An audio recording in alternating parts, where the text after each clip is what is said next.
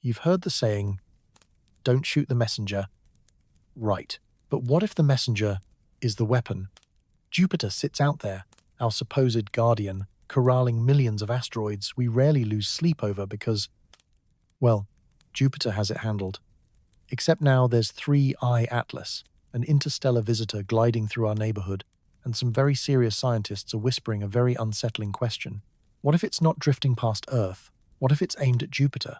Not to destroy it, that would be impossible, but to nudge it, to tweak its orbit just enough, to loosen the cage holding those Trojan asteroids. No invasion fleet needed. Just gravity, time, and patience. Stay with me. Because what we're about to uncover makes alien invasion movies feel almost quaint. If you're captivated by this cosmic mystery, go ahead and like the video and subscribe because this story is unfolding as we speak, and you won't want to miss what comes next. Leave a comment telling me where you're watching from, what time it is in your corner of the world, and honestly, what you think about this development. Part 1. The Weaponizing Gravity Hypothesis. You know how every elementary science class teaches you Jupiter is our big brother, the guardian planet, the cosmic vacuum cleaner. For decades, textbooks have sold us that comforting narrative. Jupiter's immense gravity sweeps up asteroids and comets before they can reach Earth. It's the bouncer at the door of the inner solar system, keeping the riffraff out. We sleep better at night believing it's out there doing its job. But what if that story is backwards? What if Jupiter isn't the shield at all? What if it's the target? Let me introduce 3I Atlas. Officially designated C, 2023A, 3, also known as Comet Atlas. It's the third confirmed interstellar object ever detected entering our solar system, observed by professional observatories around the world. Not a rumor, not a backyard telescope conspiracy. Real, confirmed, tracking across our sky right now. And here's where it gets interesting, where the comfortable narrative begins to crack. Some researchers have started asking a question that sounds like science fiction, but might be the most important question of our lives. What if 3I Atlas isn't just a comet? What if it's a directed kinetic object sent across the void with one purpose, to destabilize Jupiter's orbit and free the Trojan asteroids? You're probably thinking, that's insane. Good. It should sound insane, because if it were true, we wouldn't be talking about a single impact. We'd be talking about an avalanche, millions of asteroids held in stable orbits around Jupiter, suddenly perturbed, scattered, raining down on the inner solar system over centuries. Not a quick death, a slow one.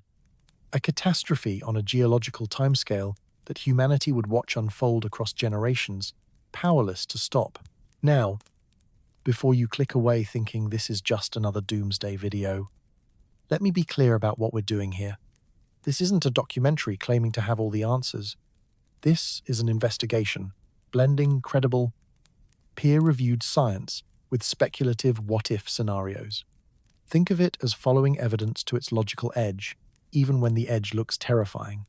I'll be transparent about what's verified observational data and what's hypothetical extrapolation. The science is real. The speculation is labeled. The question is whether we're brave enough to follow where the data might be pointing. Because here's the thing about 3I Atlas. It's genuinely weird. Astronomers have been tracking its trajectory, its composition, its behavior, and several things don't quite add up the way they should for a normal comet. Are those anomalies proof of artificial origin? No. Could they be explained by natural processes we don't fully understand yet? Absolutely. But could they also be consistent with something more deliberate? That's the question, keeping some scientists awake at night, even if they won't say it out loud at conferences. So here's what we're going to do over the next hour or so. First, we'll look at what mainstream science says about 3I Atlas, including the recent breakthrough LISTEN observations searching for alien techno-signatures. Spoiler, they haven't found a smoking gun. But absence of evidence isn't the same as evidence of absence. Then we'll dive into the data oddities, strange accelerations, composition mysteries, polarization anomalies, the kind of details that make this object genuinely unusual compared to other comets we've studied. We'll explore Jupiter's role as both shield and potential vulnerability, and understand what those Trojan swarms are, and why destabilizing them would be a nightmare scenario. And yes, we'll examine the scientific pushback, because good science requires skepticism, and mainstream explanations deserve a fair hearing. In the second act, we go deeper technical controversies, polarization data, suggesting 3I Atlas scatters light unlike typical solar system comets. We'll examine dynamical simulations modeling its path and whether they fully account for what's been observed. We'll wade into online speculation, Reddit threads, rumors of X-ray signatures, and rhythmic pulses separating genuine scientific questions from internet fever dreams. And we'll explore alternative natural hypotheses, because extraordinary claims require extraordinary evidence, and we have to exhaust the mundane explanations first. The third act brings us to the cutting edge. Fresh observations from December 2025, wobbling jets, anti-tail structures. We'll zoom out and see how 3I Atlas fits into the wider context of astrophysics breakthroughs this year, from black hole discoveries to AI-powered astronomical analysis, because understanding this object means understanding what science can detect right now and what might still slip past. Throughout it all, we'll grapple with a philosophical framework gaining traction in recent years, the dark forest theory, the idea that the universe might be full of civilizations, but they stay silent because the first one to make noise gets eliminated. In that framework, invasion doesn't look like Independence Day. It doesn't look like War of the Worlds. It looks like a kinetic object sent across interstellar space to quietly destabilize a solar system, leaving no fingerprints. No declarations, just physics doing what physics does, with a careful nudge in the right direction. Is that what 3I Atlas represents? Probably not. Almost certainly not. But the fact that we can't completely rule it out, the fact that the question is coherent enough to ask, should tell you something about how much we still don't understand about our place in the cosmos. So buckle up, turn off the lights if you want the full effect.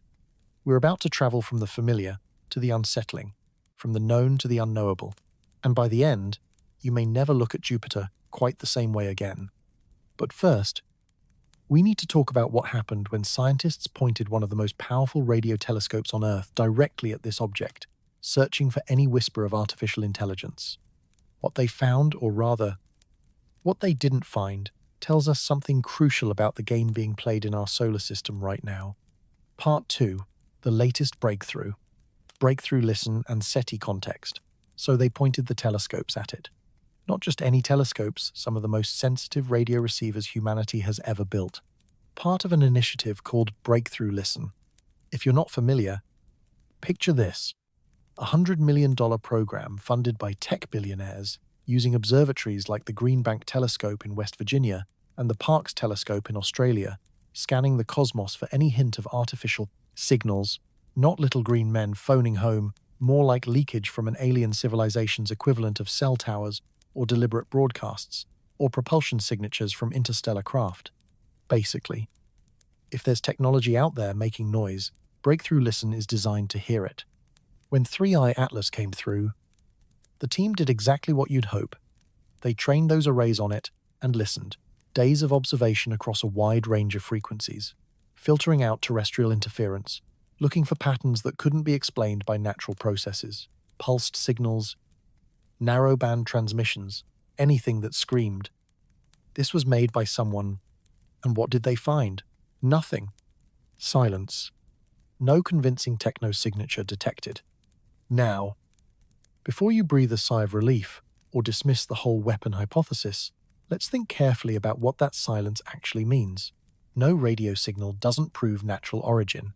It only eliminates one class of artificial signature. Think about it. If you were designing a kinetic weapon to cross interstellar space undetected, would you strap a radio transmitter to it? Would you broadcast your intentions to any civilization that might be listening? Of course not.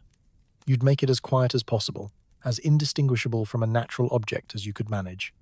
Radio silence would be a feature, not a bug. So the Breakthrough Listen results tell us something, but not everything. They tell us that if 3I Atlas is artificial, it isn't communicating. It isn't leaking electromagnetic radiation in obvious ways, and it isn't powered by anything that produces detectable radio emissions.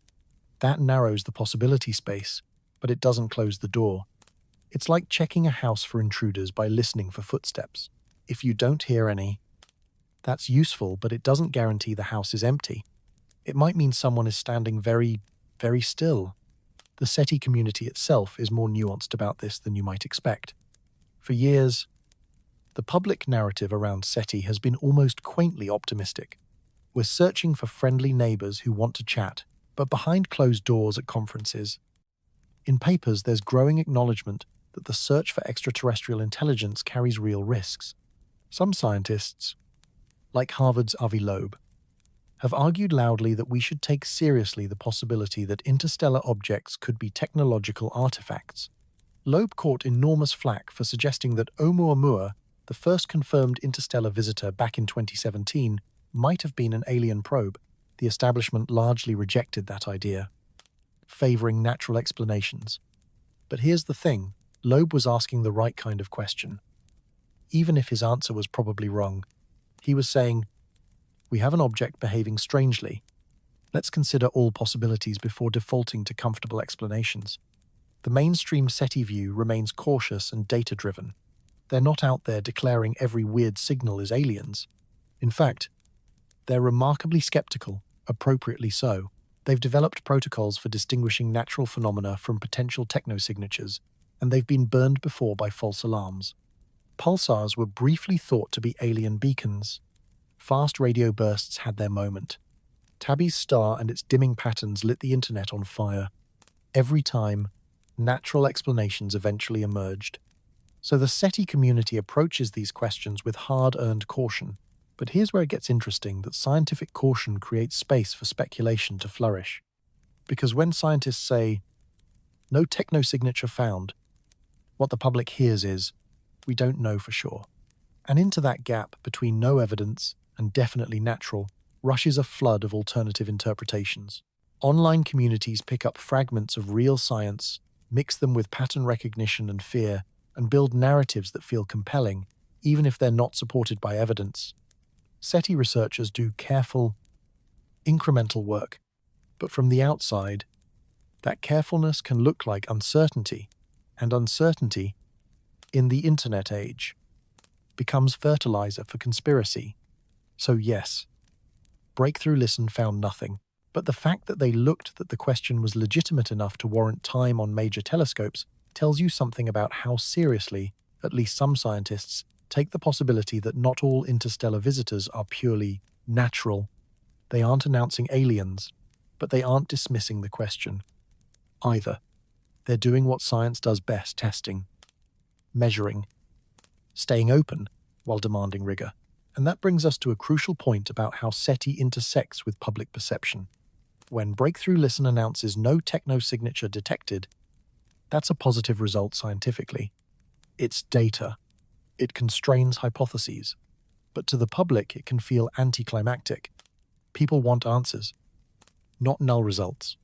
So speculation continues, feeding on the ambiguity in the spaces between observations, which is why the online discussion around 3i Atlas has taken on a life of its own, mixing legitimate scientific questions with wild extrapolation. People point to SETI observations as proof that someone official is taking this seriously.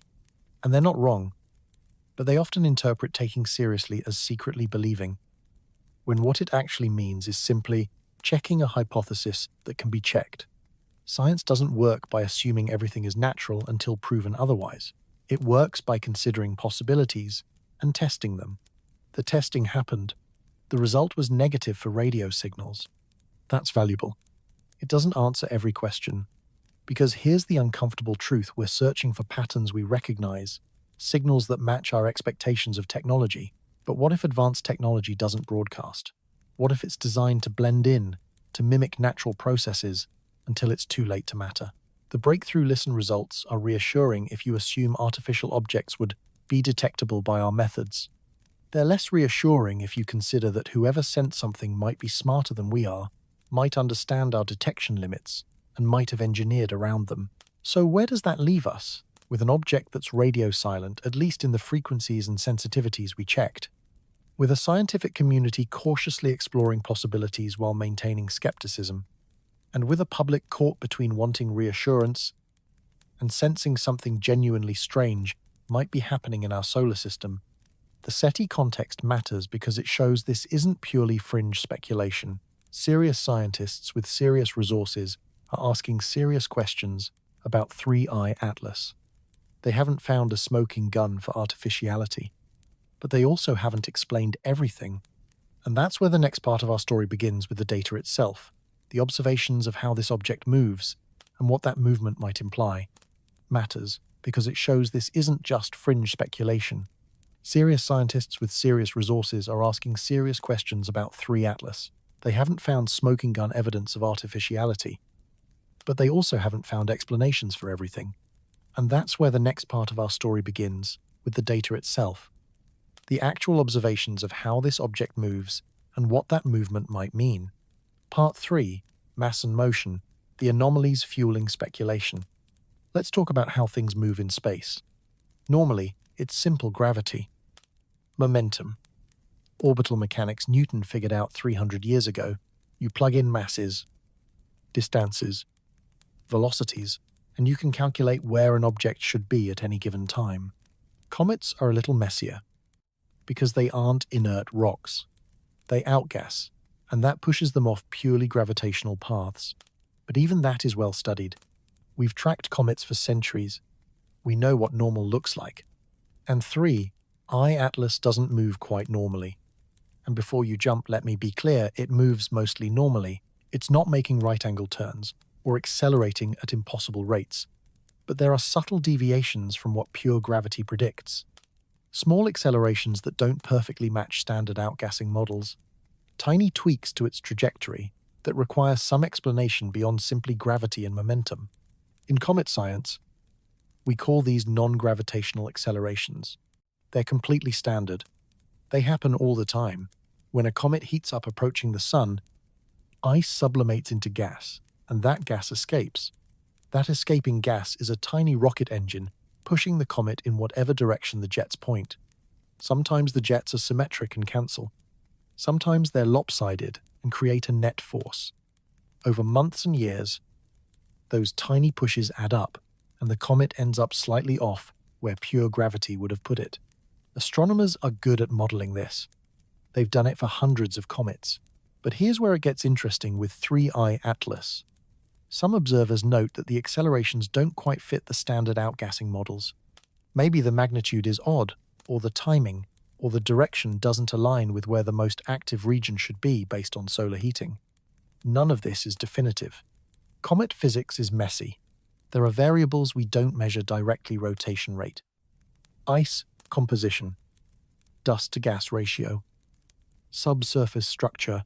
All of that can affect outgassing in hard-to-predict ways.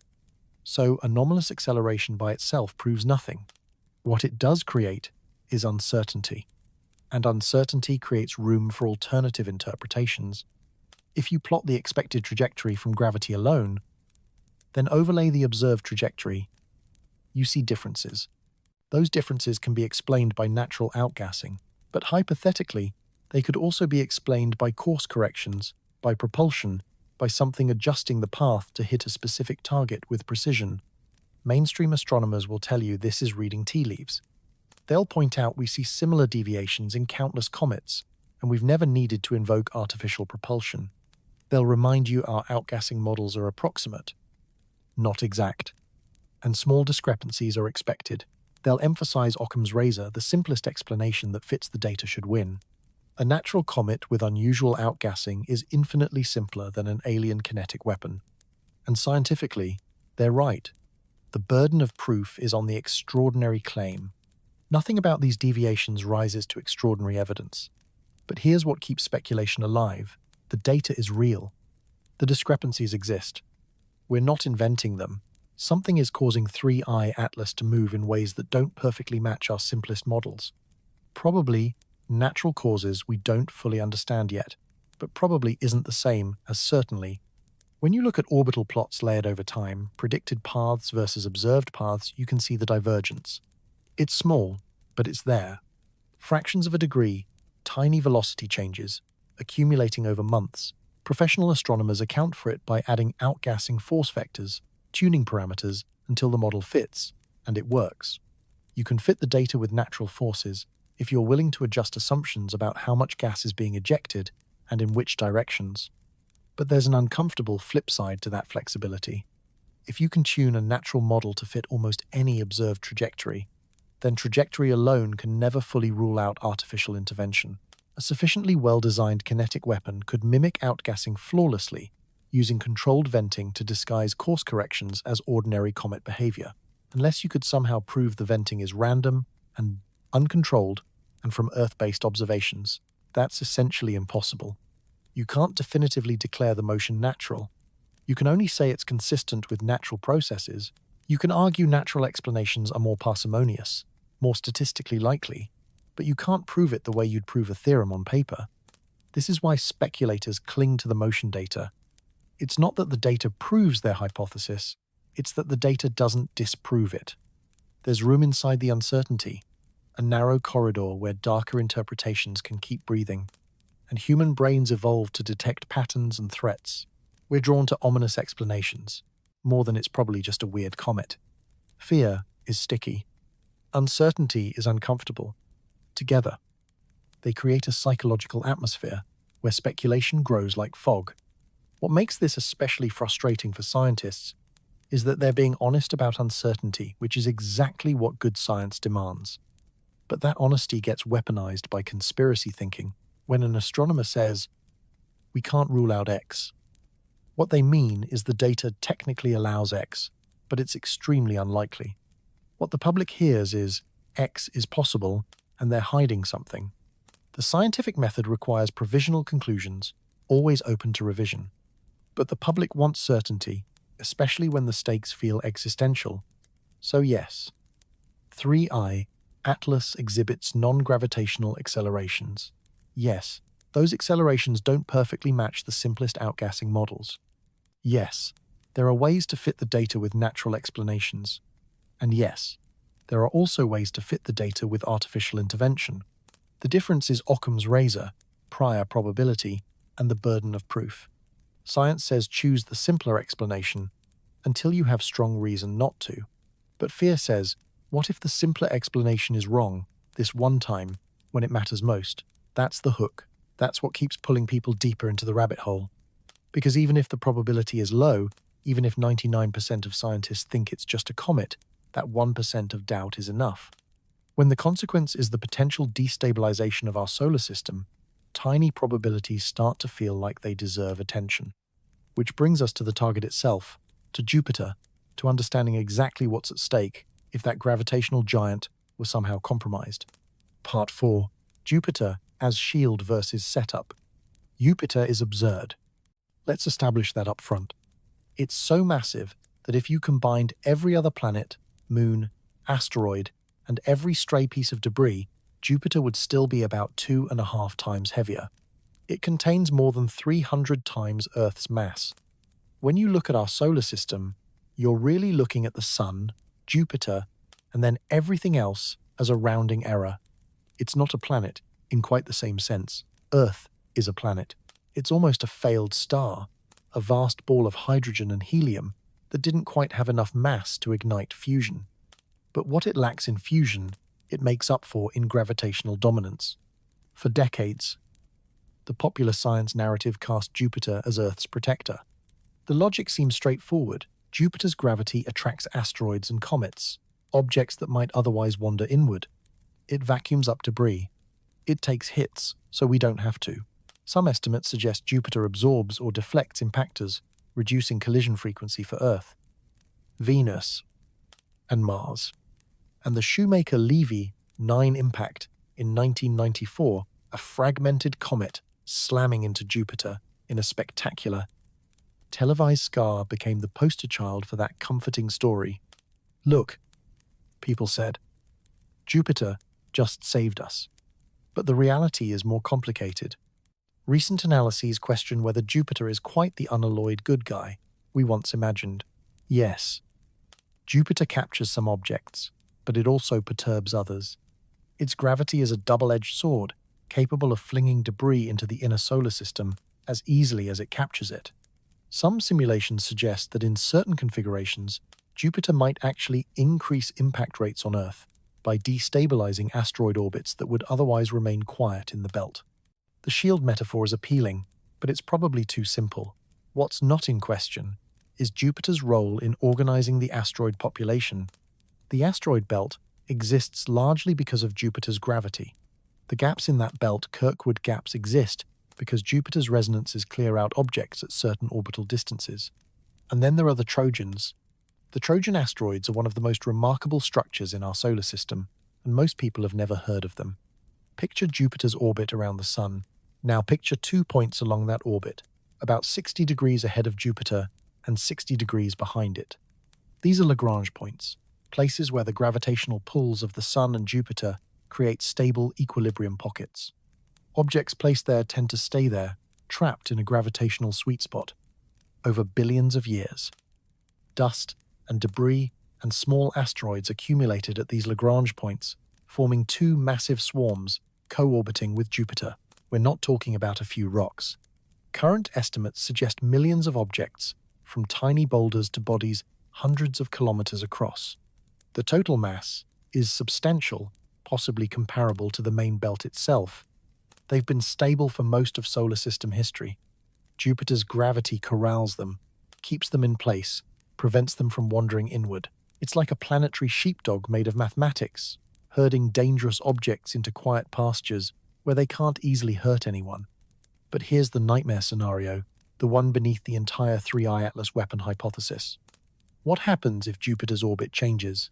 What if something gives Jupiter a gravitational kick, hard enough to alter its path around the Sun, even slightly? Those Lagrange points aren't magical force fields. They're consequences of a specific gravitational configuration. Change the configuration, and the stability can dissolve. The corral opens. The sheep escape. If Jupiter's orbit were significantly perturbed, the Trojan swarms would destabilize. Millions of asteroids released from their stable positions would scatter. Some would be flung outward. Some would fall sunward. And in the chaos of many body mechanics, a significant fraction would begin crossing the orbits of the inner planets, including Earth. This wouldn't happen overnight. We're talking orbital dynamics unfolding over years, decades, centuries. But the end result would be catastrophic, an increased impact frequency that turns Earth's cosmic environment from relatively benign to actively hostile. Instead of one dinosaur killer scale impact every 100 million years, you might see major impacts every few thousand years, maybe more. The exact numbers depend on how destabilization unfolds, but the principle is clear. Releasing the Trojans would be bad. Very bad.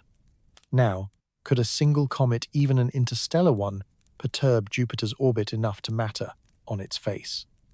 That sounds absurd. Jupiter is 300 Earth masses. 3I Atlas is maybe a few kilometers across, a dirty snowball with negligible mass next to a planet. The notion that it could shove Jupiter around seems to violate basic physics. Right. Mostly, a direct impact wouldn't do it. Even if 3I Atlas hit Jupiter dead-on at maximum velocity, the momentum transfer would be laughably small. Jupiter wouldn't even notice. But that's thinking only in terms of direct kinetic effects. What if the goal isn't to hit Jupiter, but to change something about Jupiter's gravitational environment? What if there were a way to trigger instability through subtler means? Here's where speculation gets creative, and where it's important to name the boundary we are firmly in. Hypothetical territory now. Some theorists suggest if you could selectively remove or redistribute mass within Jupiter's system, say by vaporizing one of the Galilean moons, or triggering atmospheric changes that alter mass distribution, you might create resonance effects that amplify over time. It's like pushing a swing. You don't need a huge force, if you time it right and let the system's own dynamics do the work. Jupiter's orbit isn't perfectly static.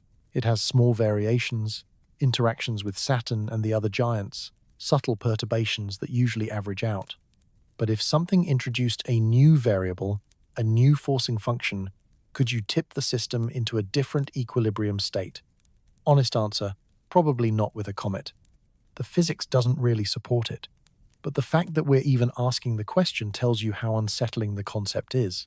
Because in principle, destabilizing Jupiter would be the ultimate asymmetric attack. No armada needed. No troops. No battles. Just break the solar system's gravitational architecture and let physics do the rest. It's elegant in a horrifying way. And it's the kind of strategy you'd expect from a civilization playing the long game, thinking in centuries, not headlines. So, is Jupiter being set up? Almost certainly not. The mainstream consensus is that 3I Atlas is a comet. Jupiter is fine. The Trojans aren't going anywhere. But the scenario is coherent enough, frightening enough that it lodges in your mind. Once you understand what's at stake, you can't help but look at 3I Atlas a little differently. And that's when scientific pushback matters. The reality check that keeps curiosity from turning into panic. Part 5. Scientific pushback. SETI response. And consensus. So, let's pump the brakes. Take a breath. Let's look at what actual scientists, the ones who spend careers studying comets, orbital dynamics, interstellar objects, think about 3I Atlas. Because if there were a conspiracy of silence, it would be doing a terrible job. The scientific literature is abundant, transparent, and largely unanimous. 3C Atlas is a comet. Full stop. It has a coma, that fuzzy cloud of gas and dust that forms when ice sublimates. It has jets, visible streams of material leaving the nucleus. It brightens and fades in ways consistent with rotation and changing solar illumination. It responds to solar heating the way comets are supposed to respond. Multiple observatories have imaged it, measured it, analyzed its spectrum, tracked its motion. NASA's heliophysics fleet, European Space Agency instruments, ground-based telescopes worldwide, they all see the same thing: a comet. NASA's official position has been clear and repeated: 3I. Atlas presents no threat to Earth or any other planet. Its trajectory has been calculated with precision. It's not going to hit Jupiter. It's not going to hit anything. It will swing through the inner solar system around the Sun, then head back out to interstellar space, exactly as a hyperbolic orbit predicts. The uncertainties in that trajectory are tiny, well within normal bounds for an active comet. There's no indication of behavior requiring extraordinary explanations. The discovery and classification process was standard. The ATLAS survey, Asteroid Terrestrial Impact Last Alert System, a network designed to spot near-Earth objects, picked it up as a faint, fuzzy dot moving against background stars. Follow-up observations confirmed a comet-like appearance. Spectroscopy showed signatures of sublimating ices and organic molecules. Orbital calculations indicated a hyperbolic path unbound from the Sun, meaning interstellar origin. Everything checked out. No red flags. No anomalies that couldn't be explained by standard comet physics. And yet, speculation persists. Why? Partly because of genuine uncertainty in the science. Comets are complex, chaotic objects. We don't have perfect models of their behavior. Every comet teaches us something new. So, when astronomers say, "This fits our models," there's always an implied asterisk within uncertainties and incomplete data. That asterisk is what speculators exploit. They say, "Look, scientists admit they don't fully understand it, but there's a crucial difference between not understanding every detail and not understanding what it is." Scientists are confident 3I Atlas is a comet because all evidence points that way, and nothing credible points elsewhere. The anomalies people fixate on acceleration discrepancies. Unusual composition are anomalies within comet physics, not anomalies that break the framework. It's like finding a bird with unusually bright plumage. You don't question whether it's a bird. You ask what pressures produce that color. The scientific method is conservative for good reason. Most astronomical weirdness becomes ordinary once we gather more data. Pulsars weren't alien beacons. They were rotating neutron stars. Fast radio bursts weren't warp drive signatures. They were extreme magnetic flares. Tabby's star wasn't a Dyson sphere. It was probably dust, perhaps from disintegrating bodies. Over and over, the strange becomes explainable. So scientists learn to resist exotic conclusions until the normal ones are exhausted. That said, good science also requires openness to being wrong. If evidence emerged that truly couldn't be explained by natural comet physics, the community would adapt slowly, cautiously, rigorously, but they would follow the data. The fact mainstream astronomers aren't alarmed isn't blindness or complicity. It's because so far, evidence doesn't warrant alarm. Everything we see can be explained without invoking artificial intervention. The anomalies are real, but they resemble the kind of anomalies that appear in many natural systems. Varying activity as the comet rotates, different regions illuminated, different volatiles exposed, uneven outgassing from compositional heterogeneity, more ice here, more dust there, jets that shift as surface features evolve, subtle rotational precession, a gentle wobble of the spin axis. All of this creates complexity that's hard to model perfectly, and that creates discrepancies between prediction and observation, and that becomes fodder for alternative interpretations. Here's the thing, though, uncertainty in science isn't a weakness. It's a feature. It's what drives research forward. If we knew everything about comets, we wouldn't study them. The fact 3I Atlas may be teaching us new things about interstellar formation environments. Chemistry, structure is exciting, not alarming. It's valuable data. It's progress. But it requires the public to tolerate uncertainty, and that's hard. People want authorities to say, it's safe with absolute confidence. When scientists instead say, it appears safe based on current evidence, and we're still learning, it can sound like hedging, like weakness. And into that gap, doubt creeps in. The SETI angle adds another layer. Breakthrough. Listen, observing 3I Atlas signals that the idea of artificial origin was at least checkable to worth testing. But the null result should be reassuring. No radio emissions means whatever this is. It's not broadcasting, not communicating, not using obvious electromagnetic propulsion. That's consistent with a natural comet and inconsistent with most active technology scenarios. Could an advanced civilization build a kinetic weapon that emits no detectable radiation? Sure, hypothetically. But now you're stacking assumptions. It must be artificial and designed to evade detection and mimic a comet perfectly and aim precisely at Jupiter across enormous distances and timescales. Each assumption is possible, but together they become increasingly implausible. Occam's razor gets sharper with every layer. So the consensus stands 3I. Atlas is almost certainly a natural interstellar comet, doing normal comet things, in unusual ways, because it comes from a different stellar environment than our own. The anomalies are interesting, worth studying, not alarming. Threat assessment is low. Probability of artificial origin is vanishingly small, but not zero. And that tiny sliver is what keeps the story alive. What makes it worth exploring, even while we admit the science doesn't support the scariest interpretations, is the asymmetry of risk. If you were wrong in the most dramatic direction, the cost would be unimaginable. Which is why we're going to dig deeper now into the technical data, the composition mysteries, the polarization anomalies that make 3I Atlas genuinely unusual, even if it's not artificial. Sometimes the most interesting questions hide in the details that don't fit neatly into anyone's preferred narrative. Part 6. Polarization and composition mysteries.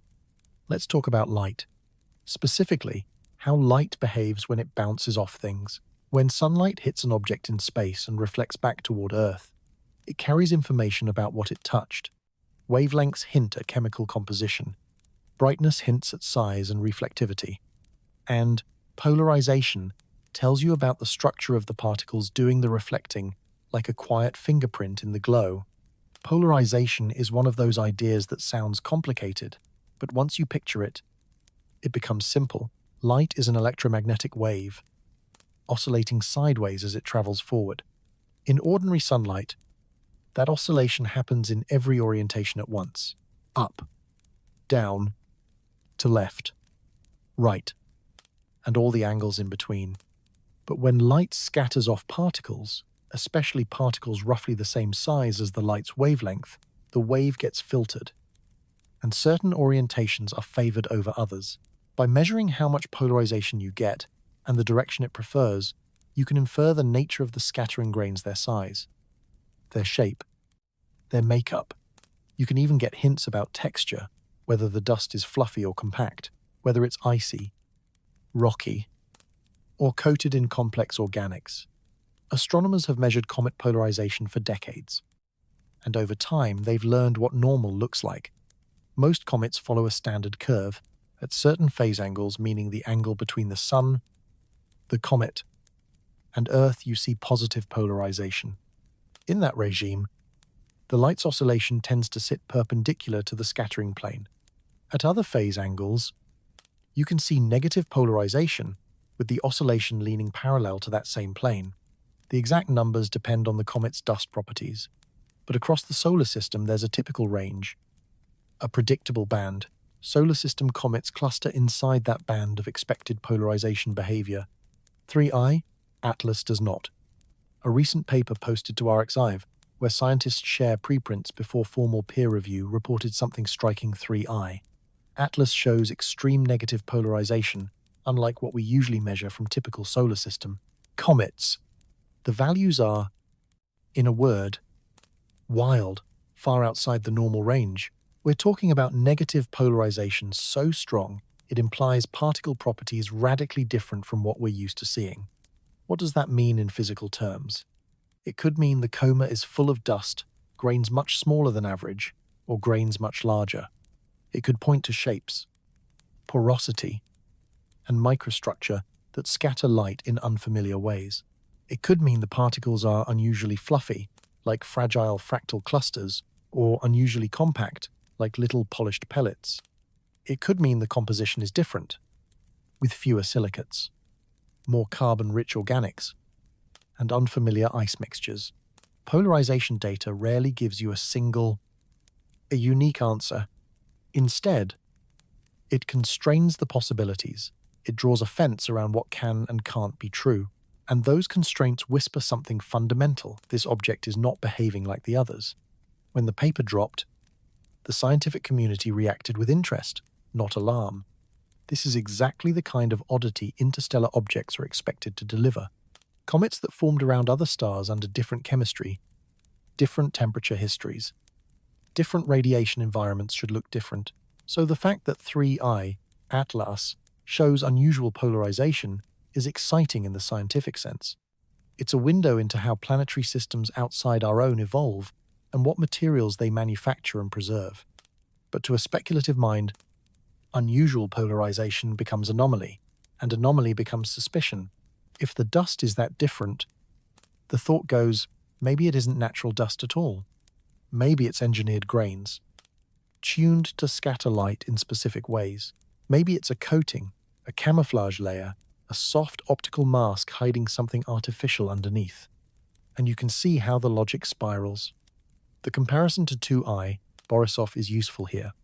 Borisov was the second confirmed interstellar object, discovered in 2019, and it too was a comet. Scientists studied Borisov intensely, measuring everything they could before it slipped away from the solar system. And you know what they found? It looked pretty normal. Its polarization sat comfortably inside the expected range for solar system comets. Its composition felt familiar. Its behavior was standard. So interstellar comets don't automatically have to be weird. And Borisov proved they can be almost boringly similar to our own, which makes 3I, Atlas's differences more intriguing. Why is this one so different when Borisov was so ordinary? The most likely answer is simple diversity. Stellar systems are not carbon copies of one another. Just as Earth and Mars formed in the same solar system yet ended up with wildly different surfaces and climates, comets from different stars can carry vastly different properties. Locked in like a recipe. Some stellar environments might produce ice-rich comets, others rock-rich ones. Some might foster more complex organics, others simpler molecules. The diversity we're seeing is probably a reflection of that broader cosmic diversity. But the composition mystery deepens, because it isn't only polarization that's unusual. When scientists analyze 3I, Atlas's spectroscopic signature watching, which wavelengths of light it absorbs and emits, they found something unexpected, a carbon dioxide-dominated coma. Most solar system comets are water-dominated. As they warm, water ice sublimates, and water vapor becomes the primary gas you detect. Carbon dioxide is often present too, but usually as a secondary component, a supporting actor rather than the lead. 3I, Atlas, flipped that ratio. Recent observations using the James Webb Space Telescope, humanity's most powerful infrared observatory, indicate carbon dioxide is the major gas species, with water as a minor one. That's bizarre. Not impossible, not a violation of physics, but definitely unusual. It suggests this comet formed in a particularly cold environment where carbon dioxide ice could condense more readily than water ice. or it formed from materials with a different chemical mix than the cloud that birthed our own solar system. From a scientific perspective, this is golden data.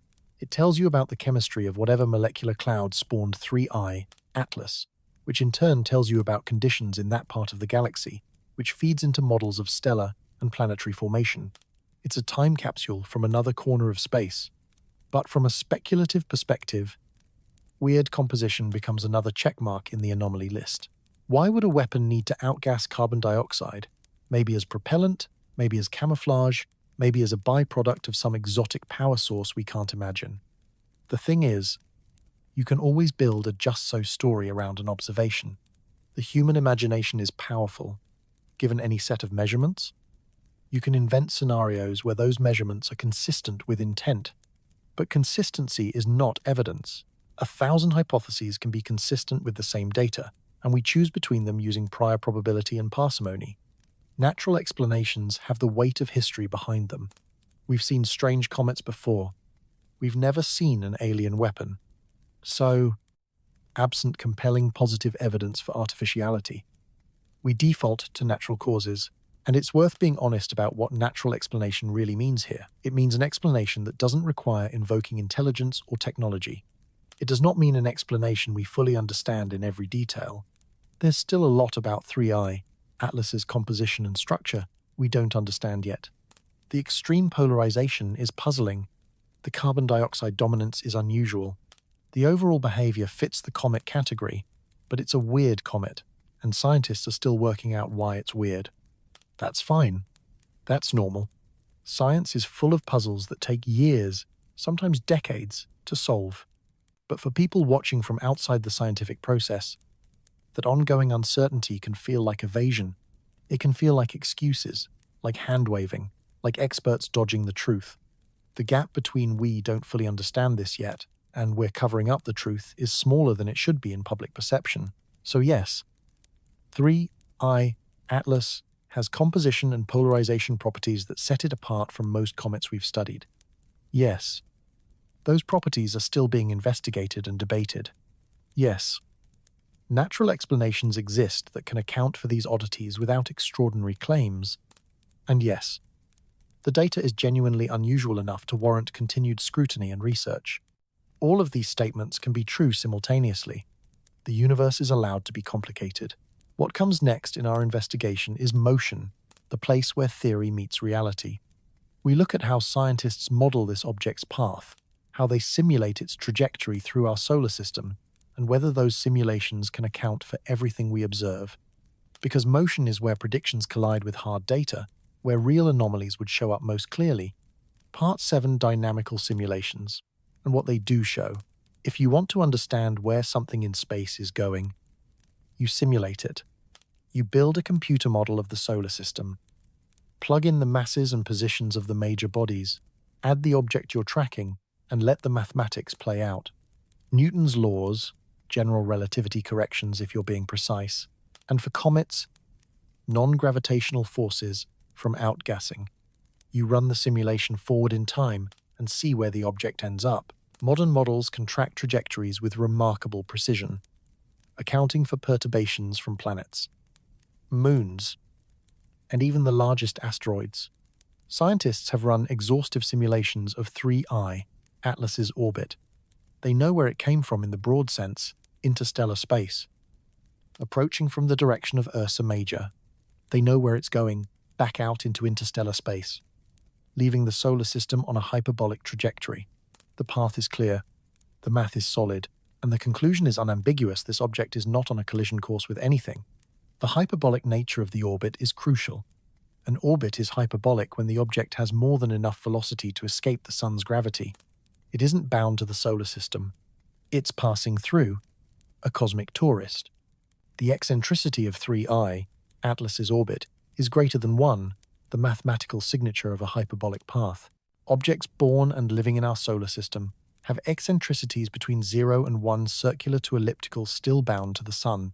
Interstellar visitors have eccentricities greater than 1. They came from elsewhere, and they're leaving. This orbital shape is one of the strongest pieces of evidence for 3I, Atlas's interstellar origin. You can't get onto a hyperbolic solar orbit from within the solar system unless something gives you an enormous kick. A planetary encounter can slingshot you to escape velocity, but those are rare. And the dynamics are traceable. The simplest explanation for a hyperbolic orbit is that the object arrived from outside, already traveling fast enough to escape the sun. When you run that trajectory backward in time, trying to find where it came from, the answer is frustratingly vague. Interstellar space is big. The object could have come from any number of nearby stellar systems, or from the diffuse medium between stars. There's no obvious source star, no clear origin point. It may have wandered for who knows how long before stumbling into our solar system. Forward simulations are more precise, because we're tracking it in real time, measuring it again and again. As 3I, Atlas, moves through the inner solar system, its position is continuously measured. Those measurements feed into the simulations and refine the predictions. And what those predictions show is a clean exit. The comet will swing around the sun, pick up velocity from a gravitational slingshot, head outward through the outer solar system, and eventually cross the heliopause into true interstellar space. No close encounters with Jupiter, no trajectory adjustments leading to impacts. But here's where it gets technically interesting to run these simulations. You have to decide how to model the non-gravitational forces. Gravity is easy. Gravity is deterministic. But comet outgassing is stochastic and chaotic, dependent on factors you can't directly observe. You have to assume how much gas is being ejected, in what directions, with what magnitude. Different assumptions give you slightly different trajectories. Professional astronomers handle this by fitting models to observations. They start with a basic outgassing model, jets tied to solar heating, and then tweak the parameters until the simulated path matches what the telescope actually sees. It's a bit like tuning a radio. You adjust and adjust until the signal is clear. And for 3I, Atlas, scientists have found parameter sets that fit the data well. When you include reasonable outgassing forces, the simulations align with observations. The catch is that the parameter space is large. There are many ways to tweak a model and still fit the data. Strong jets in one direction balanced by weaker jets in another, variable outgassing that changes with rotation phase, subsurface reservoirs that vent irregularly. All of these can produce slightly different detailed predictions, yet all can be made consistent with what we've observed so far. This flexibility is scientifically appropriate. Comets are messy, and our models should admit that messiness, but it also means trajectory analysis alone can't uniquely determine whether the motion is natural or controlled. If you wanted to build a kinetic weapon that looked like a comet, you'd design its propulsion to mimic outgassing. You'd vent gas in patterns that match what are spinning. Heating nucleus would naturally produce. You'd make the acceleration profile look exactly like what scientists expect from a real comet, and our simulations would fit that motion just fine, because we're tuning the model to match observations, not deriving the outgassing behavior from first principles in real time. So when mainstream astronomers say the simulations show motion consistent with a natural comet, they're right. But what they don't usually say, because it sounds paranoid, is that the same simulations could also be consistent with a well-designed artificial object. The data doesn't distinguish between the two possibilities, because both could produce the same observational signatures. This is frustrating for science communication. Scientists want to reassure the public that everything is normal, but the tools they use to define normal can't rule out a carefully disguised abnormality. It's like a Turing test for comets, if the fake is good enough. You can't tell it apart from the real thing using trajectory data alone. Now, does that mean 3I, Atlas, is artificial? No. It means simulations, as powerful as they are, have limits. They can tell you where something is going. They can tell you whether its motion is consistent with known forces. But they can't tell you motive or certify origin with certainty. For that, you need other lines of evidence. Composition, structure, emission signatures, clues that would be harder to fake or explain away. And here's the kicker, even if you could prove the motion was artificially controlled, that still wouldn't prove hostile intent. Maybe it's a probe, not a weapon. Maybe it's a derelict, drifting aimlessly. Its control systems long dead. Maybe it's a survey mission mapping solar systems without interfering. Or maybe, just maybe, It's exactly what it appears to be: a chunk of ice and rock ejected from another stellar system, wandering the void for eons, passing our neighborhood by pure chance. The simulations don't answer these questions. They can't. They're tools for prediction and analysis, not metaphysical certainty, which is why the next layer of our investigation turns to the human element, the online communities that take scientific uncertainty and run with it, building elaborate narratives in the gaps between what we know and what we can prove. Because sometimes the most revealing data isn't in telescope images or spectroscopic charts. It's in the patterns of human response to uncertainty, fear, and the possibility that we're not alone. Part 8: Hidden Angles, Reddit Rumors, and Social Signals. If you want to understand how scientific uncertainty morphs into cultural panic, spend an hour on Reddit. The 3i Atlas discussion threads are a masterclass in human pattern recognition run amok, a place where real data mingles with speculation, misinterpretation, and occasional outright fabrication. It's fascinating and horrifying in equal measure. Start with the legitimate observations. Someone posts a link to a real paper or a press release from an observatory. 3i Atlas showed unusual outgassing. Its polarization is weird. There's a spectral line that doesn't quite match the models. These are facts published in reputable journals or reported by credible institutions. Good so far. Then the comments start. Someone with a username like Cosmic Truth Seeker 99 notices the timing of an outgassing burst and points out it coincides with a particular orbital position. They wonder aloud, could that be intentional? Could the object be adjusting its course? Someone else chimes in with half-remembered claims about X-ray emissions, saying it emitted rhythmic pulses no natural comet should produce. A third commenter mentions a post now deleted from an amateur astronomer who supposedly detected artificial radio signals before Breakthrough Listen's official observations. Notice what just happened. We went from real data to speculation to unverified claims to deleted evidence in 4 comments. And each step sounds plausible if you aren't carefully tracking the chain of reasoning. Yes. 3i Atlas outgasses. Yes. Timing could theoretically matter if the behavior were controlled. X-ray emissions from comets are real phenomena tied to solar-wind interactions. Rhythmic patterns can emerge from rotation and from observation gaps. Amateur astronomers do sometimes see things before professional surveys, but the leap from these things exist to therefore conspiracy is where the logic breaks. Let me be clear, I'm not citing Reddit posts as evidence of anything except human psychology. Most exotic claims floating around online forums are misunderstandings of real data or outright inventions. The supposed X-ray pulses, when traced back, often turn out to be someone misreading a graph of X-ray flux over time, not accounting for the comet's rotation or the cadence of the observations or gaps in coverage. The deleted amateur astronomer post is probably apocryphal, the kind of urban legend that spreads in communities primed to believe in cover-ups. But the fact that these rumors exist still tells you something. People are primed to believe in hidden threats, in conspiracies, in authorities lying or withholding information. And when you combine that primed audience with a genuinely unusual object science admits it doesn't fully understand, you create perfect conditions for speculation to flourish. The mechanics of internet rumor escalation are well documented by social psychologists. It starts with ambiguity, a data point that isn't immediately explainable. Someone offers an alternative interpretation. If it's dramatic enough, aliens, weapons, existential threats, it spreads faster than mundane explanations because our brains are wired to pay attention to danger. As it spreads, details get added. The story becomes more specific, more confident. Qualifiers like might and possibly drop away, replaced by declarative statements. Within a few iterations, a speculative what-if becomes a claim presented as fact. Social media algorithms amplify this because they prioritize engagement, controversial, scary, outrageous content gets more clicks, more shares, more comments. So platforms amplify the most dramatic interpretations.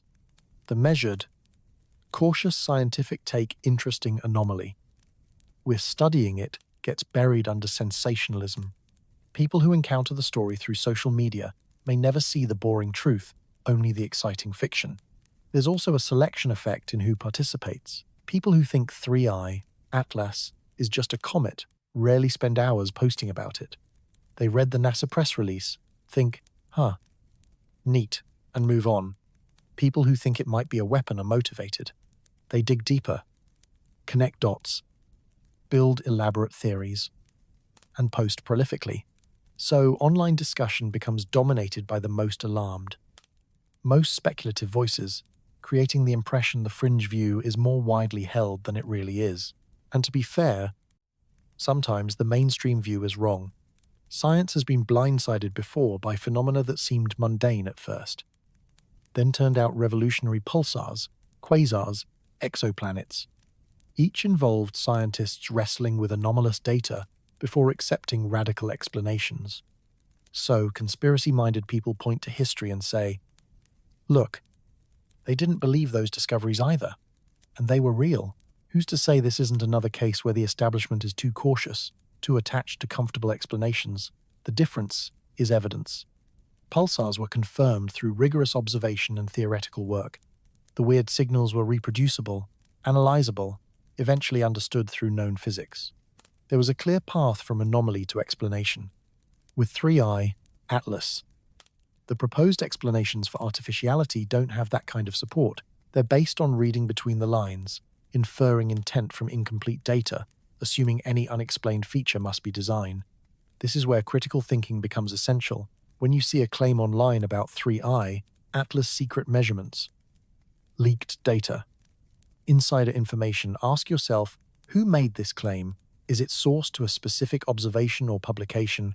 Can it be verified independently? Has it been peer-reviewed? Or is it just someone's interpretation? Is there an alternative, simpler explanation that also fits? Does the person making the claim have expertise in the relevant field, or are they just passionately convinced? Most importantly, is the claim falsifiable? Can you imagine evidence that would prove it wrong? If someone says 3i, Atlas, is a weapon, and any evidence to the contrary is part of the cover-up, they've built an unfalsifiable hypothesis. It's designed to be immune to disproof. And unfalsifiable claims aren't scientific, they're articles of faith. The value of engaging with these online discussions isn't in accepting their conclusions. It's in understanding the human psychology underneath. Why do people gravitate toward these explanations? What needs are they filling? Often it's about control and meaning. A random comet wandering through our solar system is frightening precisely because it's random. There's no agency, no reason, no way to influence the outcome. But a weapon implies intelligence, strategy, motive. If someone sent it, then it's part of a plan. And plans can be understood, potentially countered. In a perverse way, the weapon hypothesis is comforting because it replaces meaningless chaos with intentional threat. It's also about specialness. The idea that we're living through a moment of cosmic significance, that this generation might be the one to encounter alien intelligence, even hostile intelligence, is thrilling.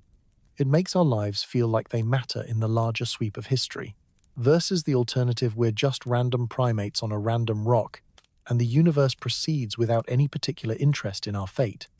That's a tough thing to sit with. So when you scroll past those Reddit threads weaving elaborate stories about 3 Atlas, try to leave room for the impulse underneath. People are anxious, curious, and quietly starving for meaning in a universe that feels more intricate and more indifferent by the day. So they reach for patterns to steady themselves. And if you're listening in the dark, that's easy to understand. The mind wants a handrail when the cosmos feels like open ocean, and when they sometimes spot patterns that aren't really there. It doesn't make them stupid or unhinged, it makes them human. But empathy isn't the same as endorsement. And understanding why a belief feels true doesn't magically turn it into truth.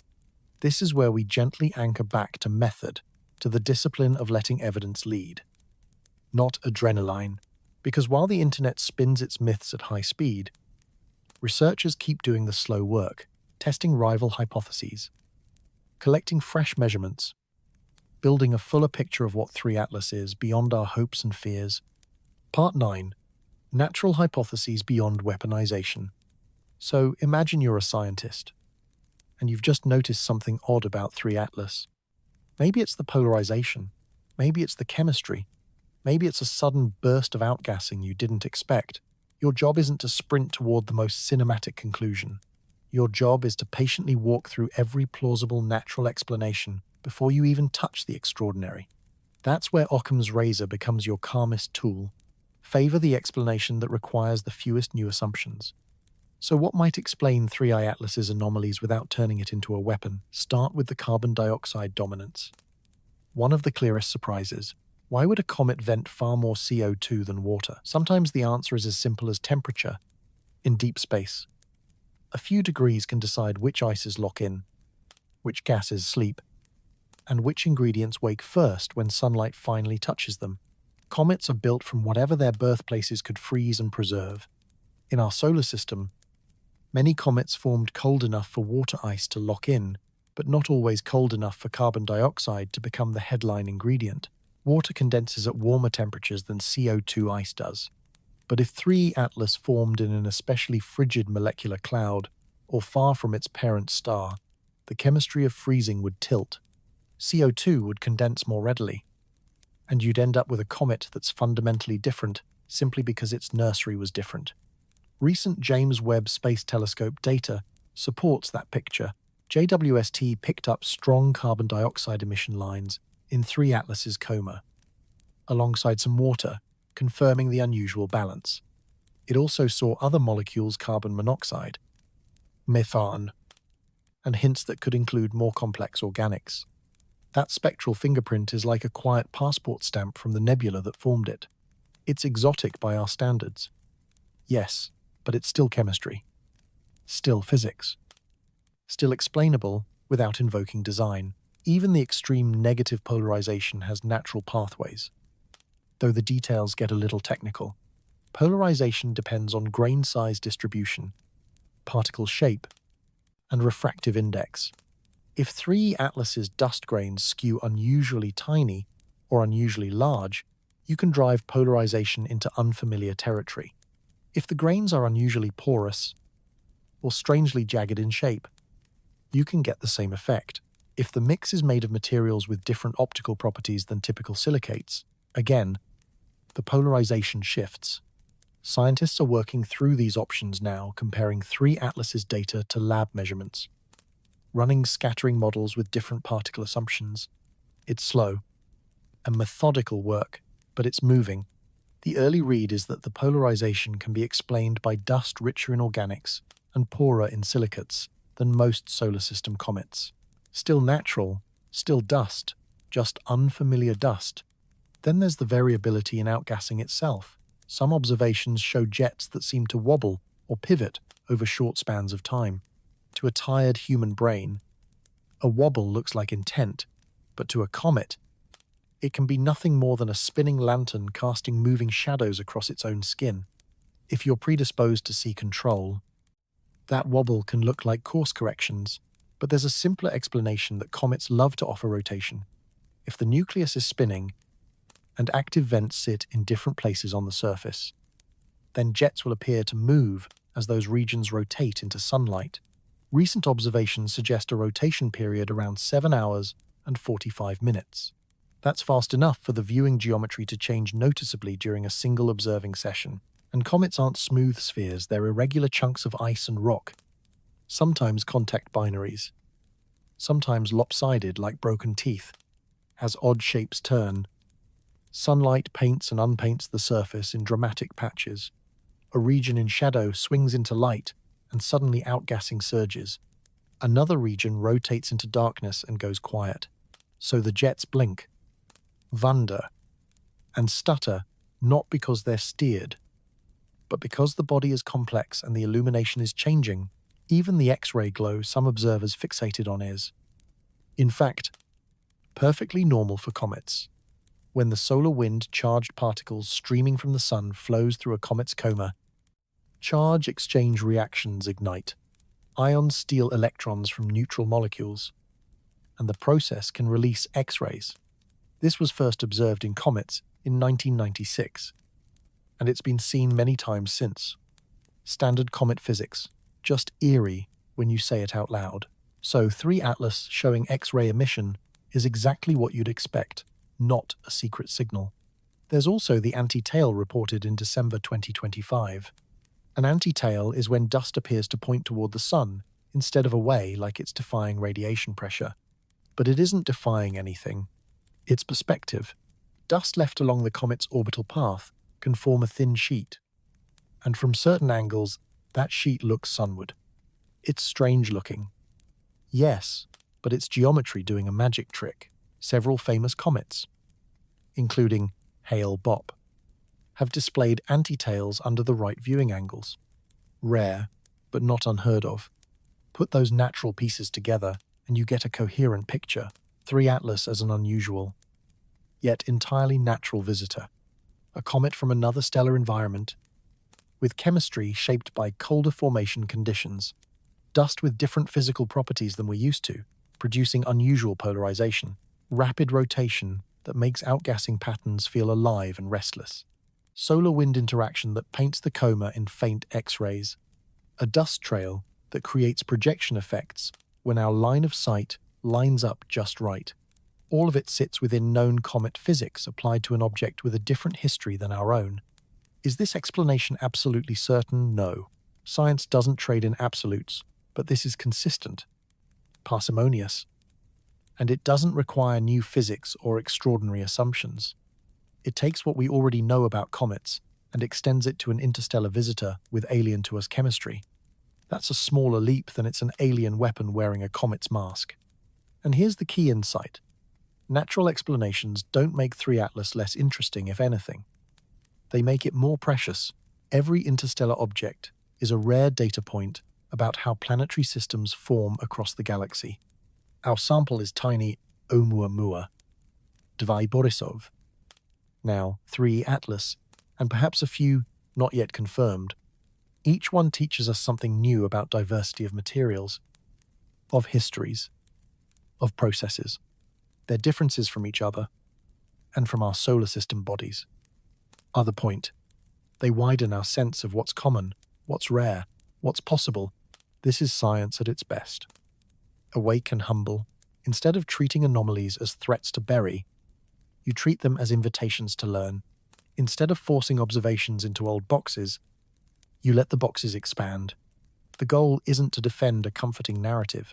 The goal is to describe reality as faithfully as we can, wherever that description leads. Even when the answer is ordinary, the process is still beautiful, a slow lantern of reason carried through the night. But science doesn't unfold in a cultural vacuum. The questions we ask, and the stories we reach for, are shaped by deeper currents about our place in the cosmos.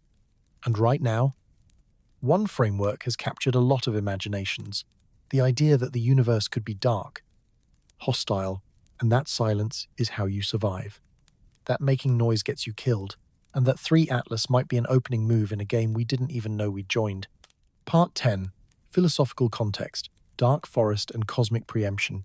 There's a thought experiment that's haunted science fiction and cosmology circles for years. It goes like this. Picture the universe as a dark forest. Every civilization is a hunter, moving quietly between the trees, armed and afraid.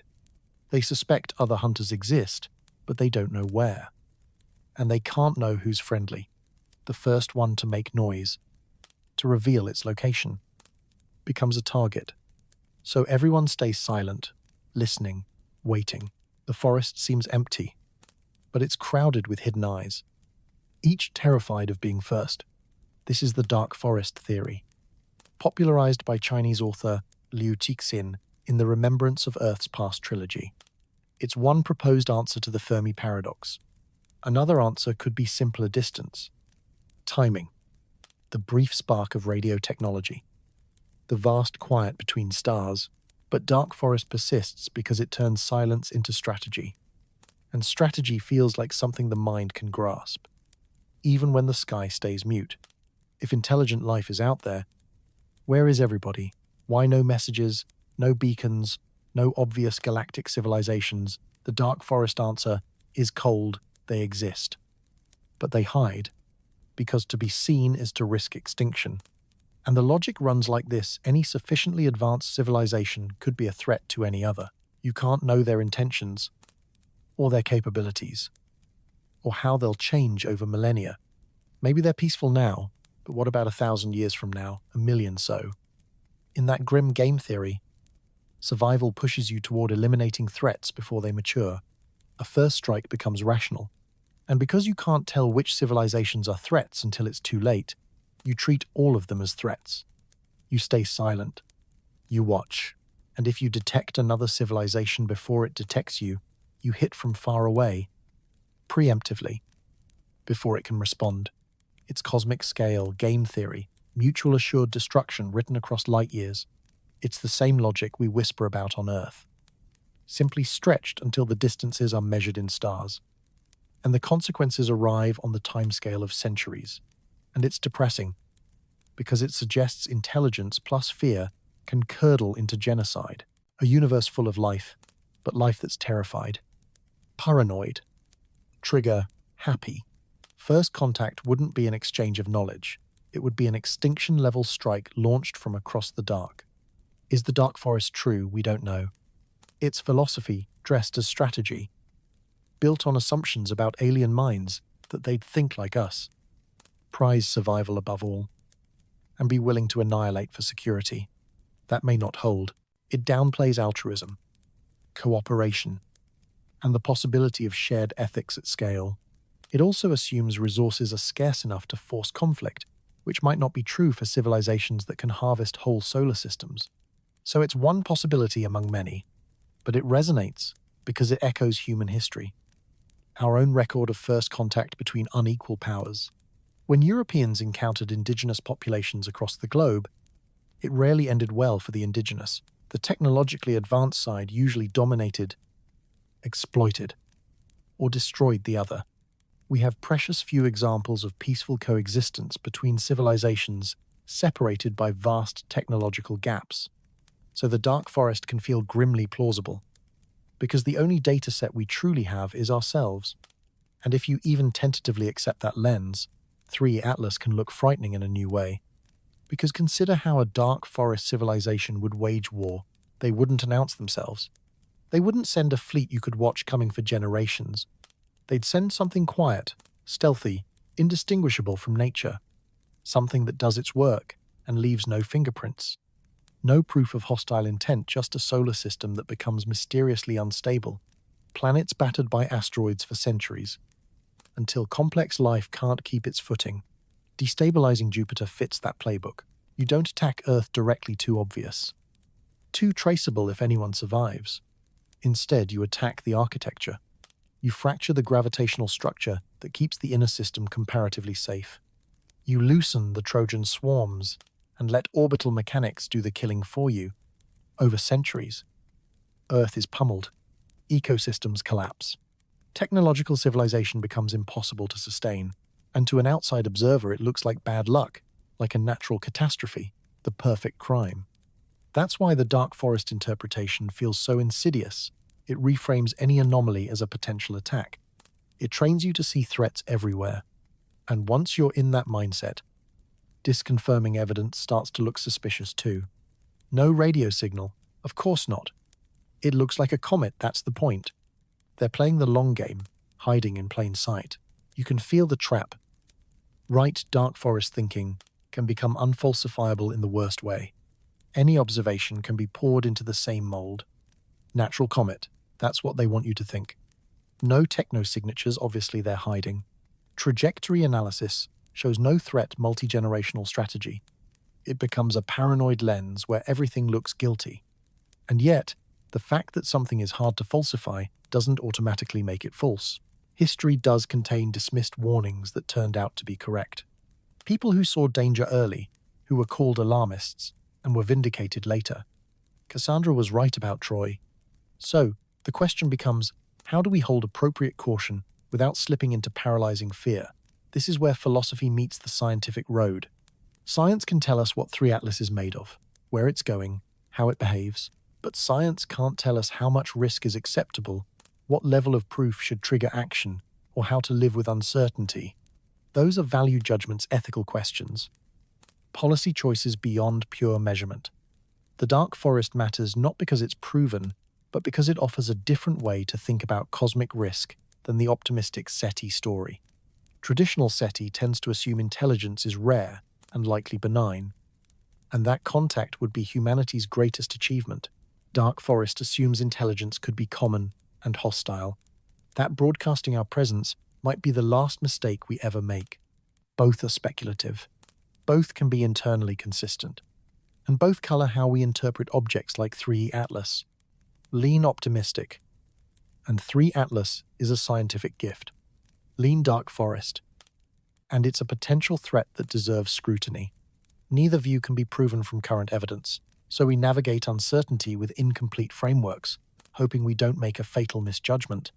That ambiguity is part of what makes the 3I Atlas story so magnetic. It isn't just about a comet.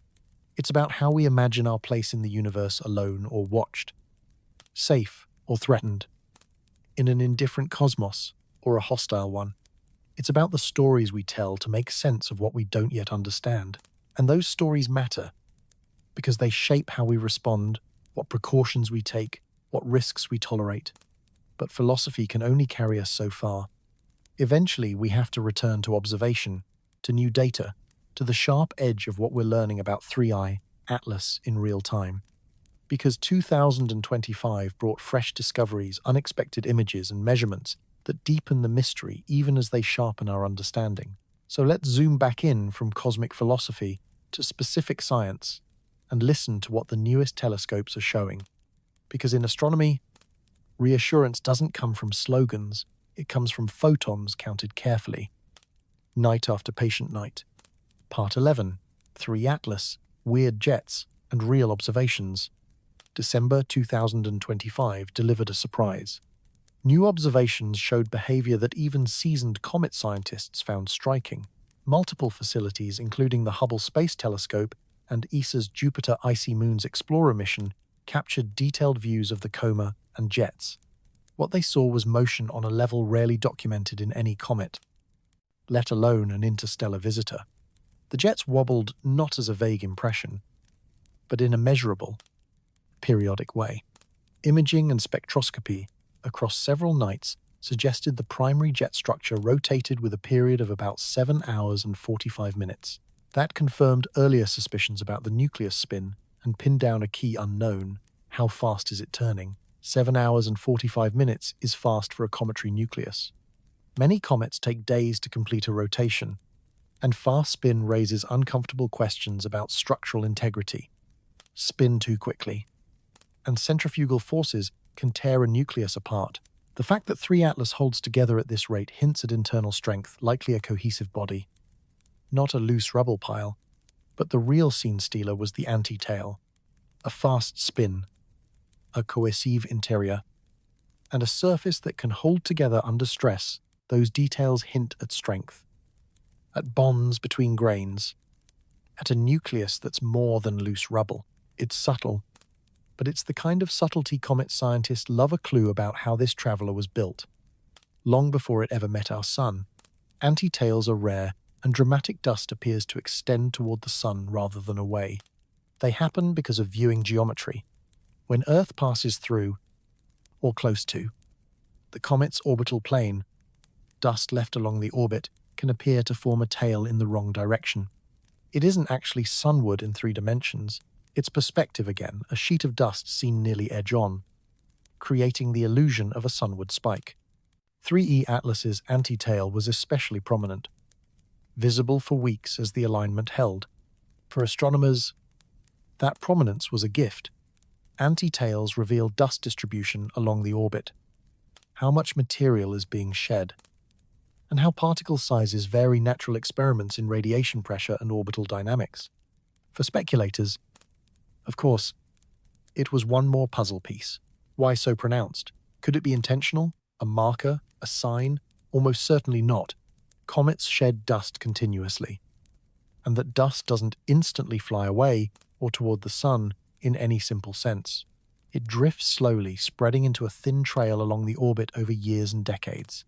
Depending on where Earth sits relative to that trail, we see different aspects of it. Sometimes we see a normal tail, Sometimes we look along the sheet and it masquerades as an anti-tail. It's our angle, not the comet's intent.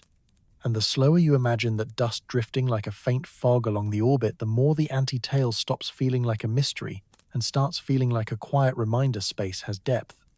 And our eyes only ever see the projection. What made December's data especially valuable was the orchestra of instruments watching at once. Hubble provided high-resolution visible imaging, tracing fine structure in the coma and jets, and JUICE, though built to study Europa, Ganymede, and Callisto took opportunistic images of 3 Atlas during its passage through the inner solar system. Ground-based observatories added spectroscopy. Together, they formed a richer picture of the comet's activity state, and it's complicated. The jets aren't steady. They pulse, brightening and dimming over hours. That likely reflects rotation and shifting sunlight. But it might also hint at subsurface processes we can't directly see. Maybe pockets of volatile ices erupt when pressure builds. Maybe insulating dust layers crack, exposing fresh ice to sunlight in sudden flashes. Comets are living fossils, but they're also dynamic machines of ice and grit.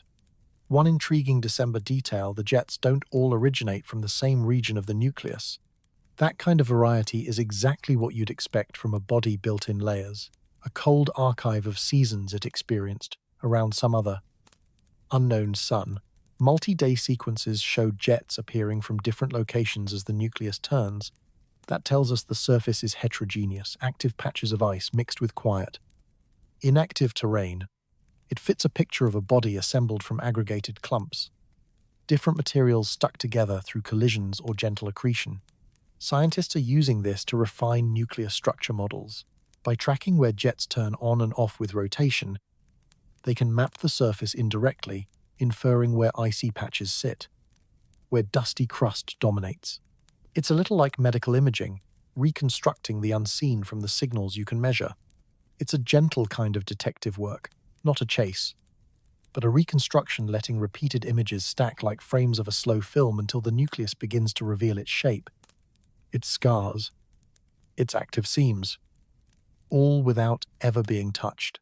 What's emerging is a layered, irregular object, probably several kilometers across, with a surface that's a patchwork of materials.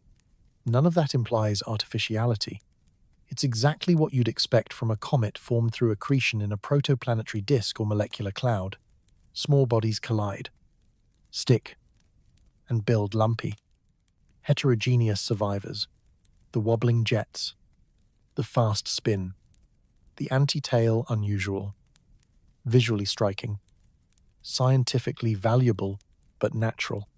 Still, the timing matters. These crisp observations landed in late 2025, when public attention was already high after earlier anomaly reports. Fresh data fed the scientific models and fed the speculation. 2. Every feature was scrutinized, reinterpreted, debated. Jet patterns were compared to engineered propulsion. The anti-tail was examined for signals. It's exhausting for comet scientists who just want to do comet science. They speak in error bars and probability, in cautious verbs like suggest and consistent, while the internet prefers certainty and drama. So the same dataset can feel like a lullaby to a researcher and like a siren to someone already braced for danger. But it also reveals how hungry people are for meaning. What December 2025 really shows is how much we learn when we aim our best instruments. Hubble is over 3 decades old and still delivers headline-level clarity. JUICE is focused on Jupiter's moons. Yet, its cameras can seize opportunistic targets as they drift past. Ground-based telescopes keep improving adaptive optics, better detectors, sharper calibration. We're in a golden era of observation, able to study objects across light years with exquisite detail, and that matters because the universe keeps surprising us. 2025 wasn't only about 3I Atlas, it was a year of wide-ranging astrophysics breakthroughs, from black holes to exoplanets to fundamental physics. To understand 3I Atlas, it helps to see the broader landscape, what we can detect now, what we're learning, and what still slips between the cracks of our instruments. So let's zoom out for a moment and place our mysterious visitor inside the larger tapestry of cosmic knowledge. In the same way a single snowflake makes more sense when you know the storm, one comet makes more sense when you remember what else our instruments have learned lately. Part 12. Astrophysics Breakthroughs of 2025. It was a banner year. One of those moments when multiple research threads tighten into real, paradigm-shifting results, while 3 Atlas held the public's gaze. Professional astronomers were making discoveries that will echo for decades. Black holes returned to the headlines again and again. In March, the Event Horizon Telescope collaboration released new views of the supermassive black hole in Messier 87, this time revealing magnetic field structure with striking detail. Polarized light mapped how fields channel matter and energy near the event horizon, testing general relativity in the harshest gravity we know. But the loudest black hole news arrived in June, when researchers reported gravitational wave events consistent with merging intermediate mass black holes, hundreds to thousands of solar masses objects long predicted, rarely pinned down. The detection suggested they exist in meaningful numbers, likely assembling through hierarchical mergers in dense stellar environments. Each merger releases a torrent of energy gravitational waves that can rival what the sun emits as light across its entire lifetime. We live in a universe that's always ringing with these collisions, and we're finally building ears sensitive enough to hear the music. Exoplanet science leapt forward too. JWST kept surveying transiting atmospheres, detecting everything from water vapor to complex organics. One especially tantalizing result came in September, when JWST reported potential biosignature gases in the atmosphere of a temperate exoplanet orbiting a red dwarf roughly 40 light-years away. The signal was tentative and demanded follow-up, but it raised the possibility of indirect evidence for life, or at least for chemistry that on Earth has been associated with life. That claim triggered fierce debate in astrobiology. Some argued the gases could arise from non-biological chemistry in the atmosphere or crust. Others pointed out that red dwarfs can be violently active, with flares that might sterilize nearby worlds regardless of what their air contains. Others cautioned that we may be projecting our own biochemistry onto alien environments, assuming life elsewhere would vent the same gases life here does.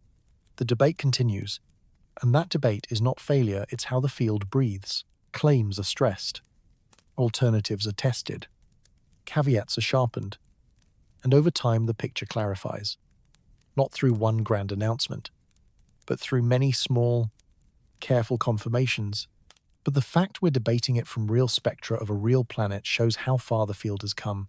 In fundamental physics, 2025 also brought movement on dark matter and dark energy. A collaboration studying galaxy rotation curves and gravitational lensing reported hints that dark matter might interact with itself through a previously unknown force, not only through gravity. If confirmed, it would be the first evidence of self-interacting dark matter, with deep implications for cosmology and particle physics. It could ease long-standing puzzles about galactic structure where pure gravity models struggle. Dark energy work progressed too, though with more ambiguity than triumph. New measurements of cosmic expansion kept disagreeing a tension often called the Hubble tension. Different methods, standard candles, gravitational lensing, the early universe background, each carry their own assumptions.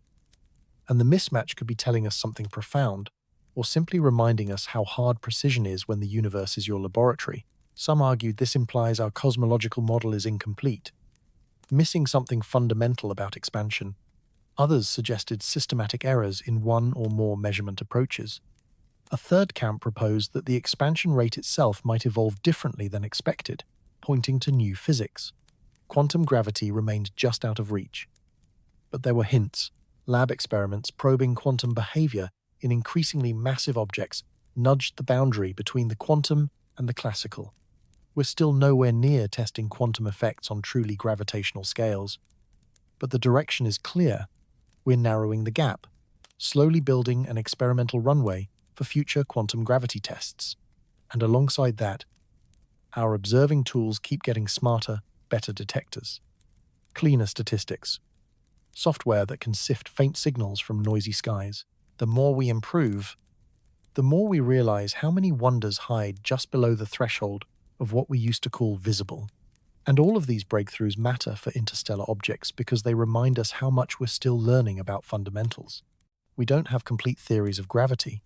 We don't know what most of the universe is made of. We discover new classes of objects and phenomena every year. In that light, finding an unusual comet and saying we don't fully understand it yet isn't shocking, it's part of the territory. The universe is complex, and complexity doesn't automatically mean conspiracy. Sometimes it just means there are more variables than we can hold in a single equation ice mixtures. Grain textures, sunlight angles, solar wind moods. In the quiet of careful research, those variables aren't frightening, they're simply the texture of reality, waiting to be measured. Our knowledge is incomplete, and humility fits. But these breakthroughs also show the reach of modern science. We can image black holes across the cosmos. We can detect ripples in space-time from mergers billions of light years away. We can read the chemical signatures of planets orbiting other stars. We can map large-scale structure back toward the early universe, close to the Big Bang. So, if there were glaring anomalies in our solar system, objects behaving in ways that truly violated known physics, we would likely notice. Our instruments are sensitive, our models are sharp, and our scientists are watching, which makes the 3 Atlas story feel more puzzling, not less. Not because it breaks the rules, but because it brushes the edge of what we can explain with confidence, and invites us to keep watching, quietly, with open eyes. And if you're listening to drift into sleep, let the curiosity be gentle. You don't have to solve the cosmos tonight. If it were wildly anomalous, truly violating basic physics, our instruments would light up with unmistakable red flags. And if it were perfectly ordinary, there'd be nothing to debate at all. Instead, it rests in that quiet middle ground, strange enough to provoke questions, but not strange enough to shatter what we know, a kind of Goldilocks zone of weirdness, scientifically rich, without being a revolution. And that's probably the healthiest frame for it. 3 Atlas belongs to the long, patient human project of understanding the universe. It's a data point that matters on its own, feeding bigger questions about comet formation, interstellar chemistry, and how planetary systems evolve. It doesn't need to be an alien weapon to be important. Its scientific value holds, whether it confirms our expectations or gently stretches them. And 2025's breakthroughs also underscored something else: the role of technology in discovery. Better telescopes, more sensitive detectors, faster computers, sharper algorithms that pull signal from noise. All of that expands what we can observe and what we can understand. The pace is accelerating, not because the universe is changing, but because our tools are getting better, which also means there are likely countless phenomena we're still missing, not because they're hiding, but because we haven't yet built the right lens to notice them. That's humbling, and it's thrilling. Humbling, because it reminds us our current picture is incomplete and may be missing major pieces. Thrilling, because it means we're living in an era where the next observation could rewrite a chapter or reveal an entirely new kind of phenomenon. And in that spirit, we arrive at one of the most transformative forces entering astronomy now: artificial intelligence. Part 13. Physics World's top breakthroughs of 2025. The journal Physics World, which each year surveys the global community for the most significant advances, released its 2025 list in December. The choices weren't just incremental improvements, they were real leaps in our grasp of nature's deep rules. And several items have direct or indirect relevance to how we study, how we interpret objects like 3 Atlas. At the top sat a breakthrough in antimatter research. At CERN's anti-proton decelerator, researchers created and confined anti-hydrogen atoms for record durations, long enough for precision spectroscopy that compares antimatter to matter. The measurements showed, with unprecedented accuracy, that antimatter follows the same quantum laws as ordinary matter, a symmetry confirmed and a mystery sharpened. If the laws are symmetric, why is the universe so asymmetric, so full of matter and so poor in antimatter? The question remains open, fueling new theories and new experiments. Dark matter work made the list too, especially results from deep underground detectors hunting for weakly interacting massive particles. No definitive signal, but sensitivity pushed dramatically forward. And sometimes null results are as important as detections. They narrow what's possible, forcing theorists to refine or abandon models that can't survive the data. Quantum computing also hit new milestones in 2025, with multiple groups demonstrating quantum systems that outperformed classical computers on specific tasks. We're still far from general-purpose machines that transform everything, but the trajectory is clear. In a decade or two, we may have quantum computers able to simulate quantum systems with such fidelity that molecular behavior can be predicted from first principles, not just approximated. Imagine modeling comet chemistry that way, forecasting exactly how ices sublimate and gases react, grounded in fundamental physics instead of empirical shortcuts. Gravitational wave astronomy advanced beyond we detected it. Researchers developed new ways to extract information from signals methods that probe the equation of state of neutron star matter. When neutron stars merge, matter is compressed to densities beyond anything we can build in a lab. The gravitational waves carry information about how matter behaves in that extreme. By reading the waveform carefully, scientists can infer nuclear properties at supernuclear densities, testing the strong force where Earth-based experiments can't reach.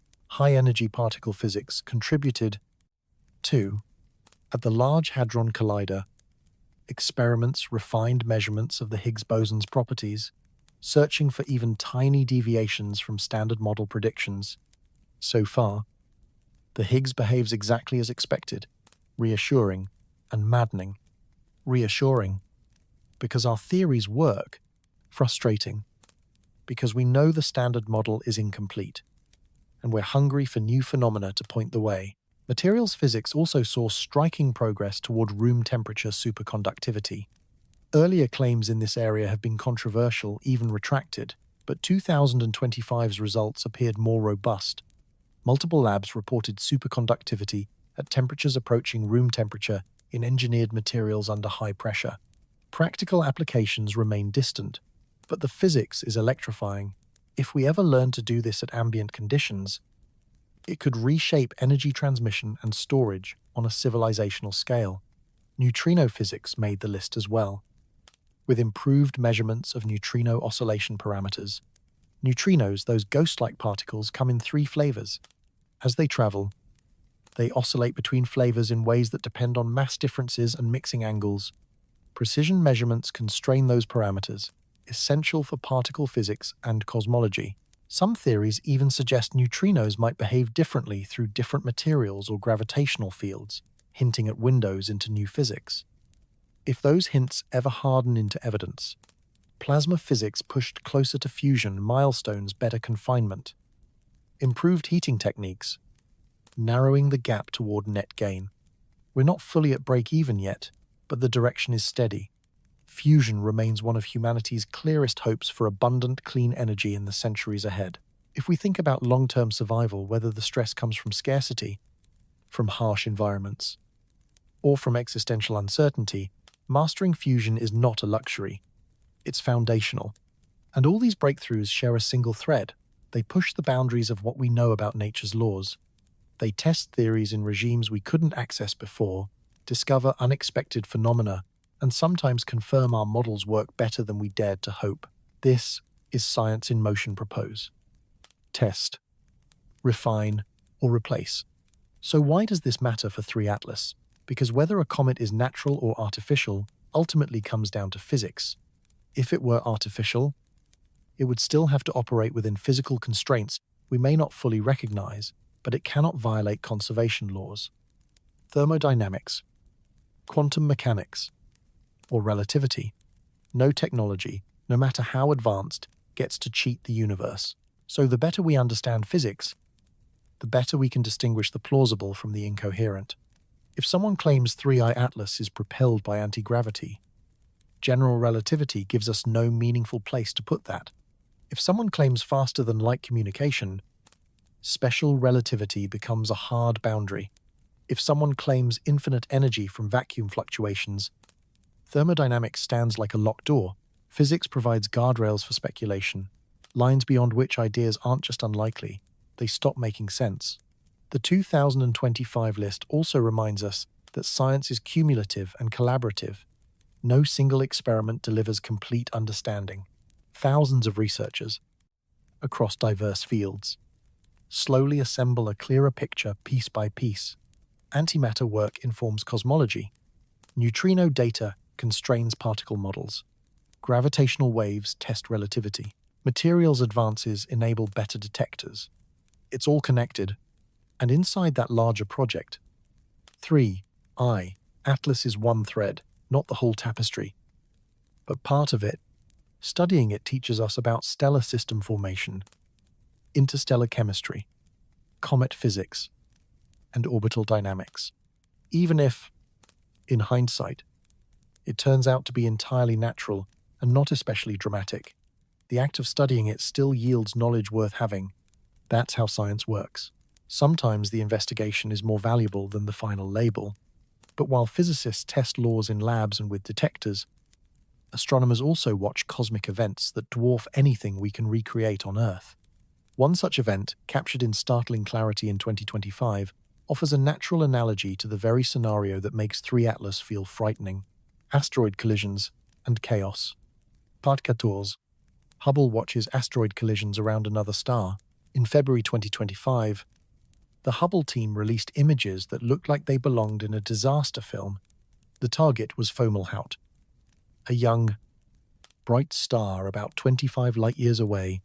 Astronomers already knew Fomalhaut for its spectacular debris disk, a ring of dust and rock left over from planet formation.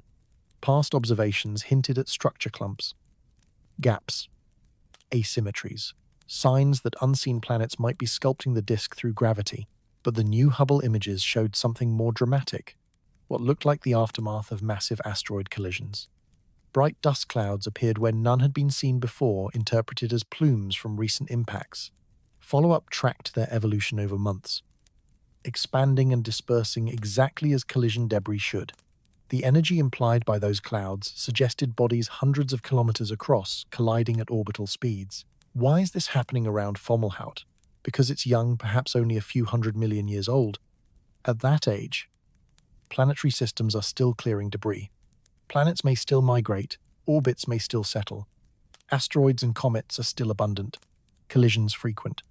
It's a chaotic, the violent phase of system evolution, the era when small bodies are swept up, ejected into interstellar space, or ground into dust by repeated impacts. Our own solar system went through something like this long ago. The evidence remains in the cratered faces of the Moon and Mercury, records of heavy bombardment. Earth endured it too. But plate tectonics and erosion erased most scars. Still, we know it happened because we can read the story elsewhere. Watching something similar unfold around Fomalhaut is like seeing our past played on a distant stage. It's a reminder that young planetary systems can be dangerous places, full of high-velocity debris searching for targets. Any emerging life in a Fomalhaut-like system would face existential impact threats, not just a single dinosaur killer, but sustained bombardment over millions of years. Complex life might struggle to gain stable footing at all. And there's a deeper implication for our 3 Atlas conversation. Those collisions around Fomalhaut are natural. No intelligence is directing them. It's gravity, resonances, and chaotic many-body dynamics playing out across time. This is what Trojan destabilization would resemble, only accelerated. Not billions of years of settling, but centuries or millennia of compressed chaos. The mechanisms are the same perturbations. Resonances. Collisions just running on a far shorter clock. And that would be catastrophic for life in the inner solar system. Fomalhaut also highlights how sensitive our telescopes have become. Hubble can detect changes in dust distribution around a star 25 light-years away. That's extraordinary. If large-scale disruptions happened here, say, the sudden destabilization of a major asteroid population, our instruments would notice. We're not blind. We track near-Earth objects, monitor asteroid orbits, and model long-term evolution. A major disruption would show up in the data, which returns us to Jupiter. The Trojan swarms remain stable because Jupiter's orbit is stable and the solar system's gravitational architecture is stable. That stability is constantly monitored. We measure Jupiter's position with remarkable precision through spacecraft tracking. radar ranging, and astrometry. We model its orbit forward and backward.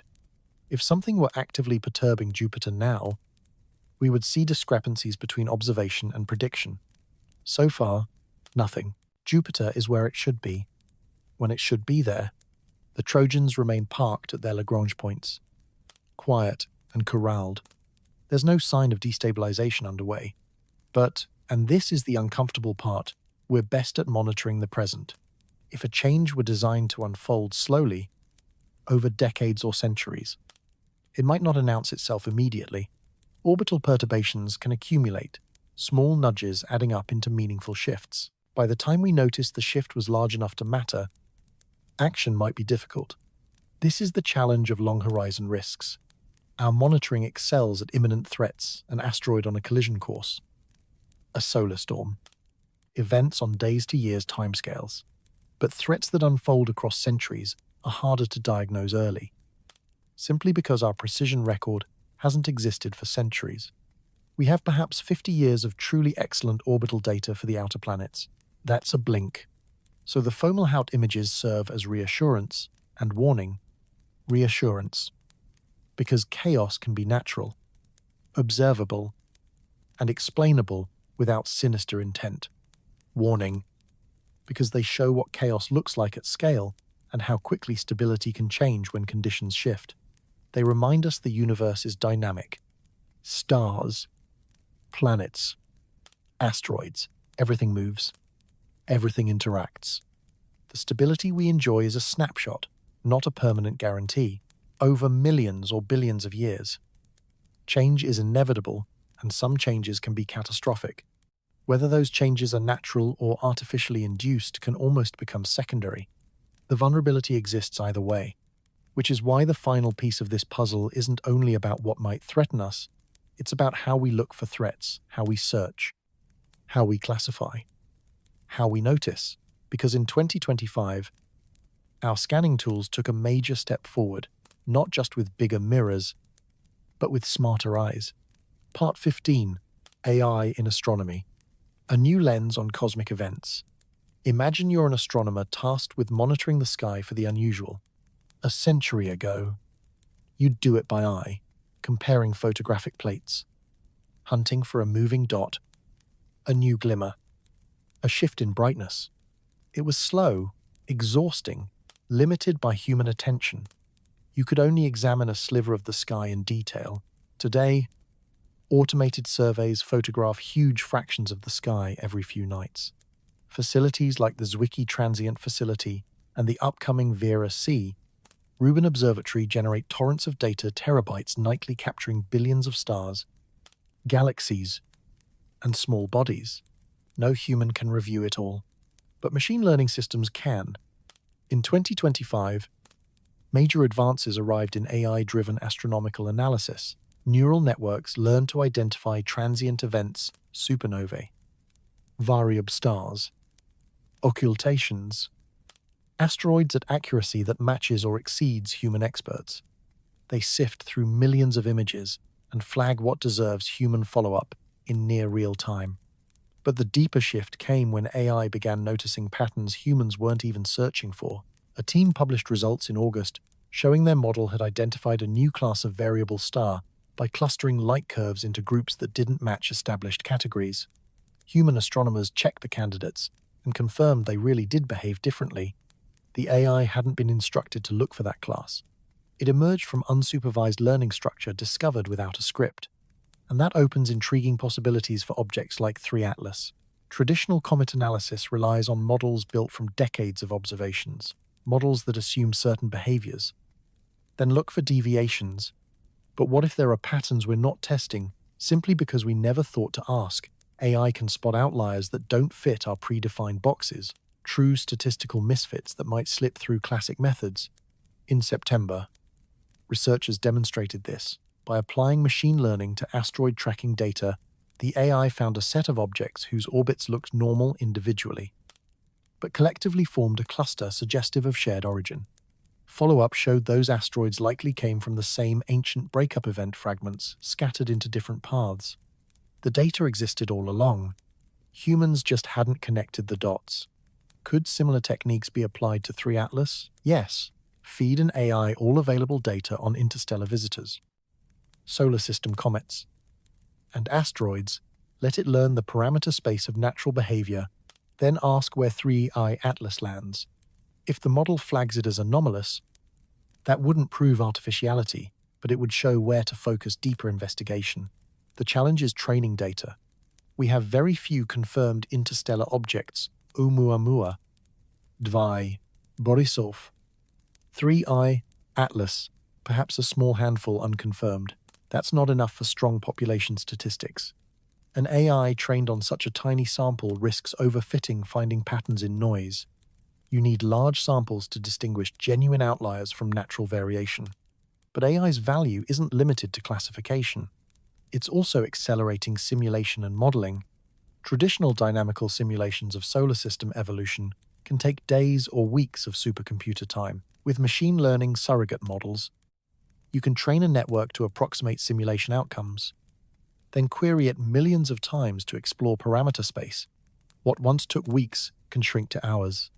Researchers use this to probe rare configurations, edge cases, where interesting dynamics might hide.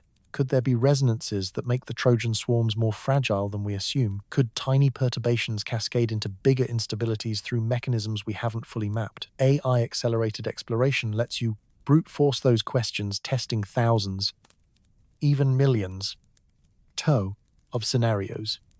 In October, a group published findings from such a sweep among vast simulations with slightly varied initial conditions. A very small fraction produced unusual outcomes. In roughly 1-inch 10,000 cases, a close pass by a rogue massive object could destabilize Jupiter's orbit enough to perturb the Trojans on century timescales. The conditions were narrow mass, timing, trajectory had to align just so. But the point is, within known physics, rare paths to chaos do exist. Does that mean 3 Atlas could be that object? Almost certainly not. Those simulations required masses far beyond a comet, but they demonstrate the principle: improbable doesn't mean impossible. And AI helps us explore the improbable systematically, instead of guessing. There's a darker, speculative angle. 2. If an advanced civilization wanted to design a kinetic object optimized for destabilization with minimal detectability, they would probably use AI for the design. They'd run vast simulations, search attack parameter space, optimize for effect and camouflage. They might train systems on thousands of natural comets, learning how normal looks, then engineer a device that sits comfortably inside that distribution, hiding in statistical plain sight. In that scenario, our AI would be hunting for subtle deviations, while their AI would be shaping the object to erase those deviations. Detection versus deception becomes a form of adversarial learning. Played with orbits and jets instead of images and text, we'd look for the faintest fingerprint, small enough that humans might never notice, but detectable to sufficiently precise models. They'd aim to bury the fingerprint in the noise. This is, of course, speculative. We have no evidence 3 Atlas is such a product, but it illustrates how AI shifts the game both for discovery and for disguise. The tools that help us find anomalies can also help an adversary hide them.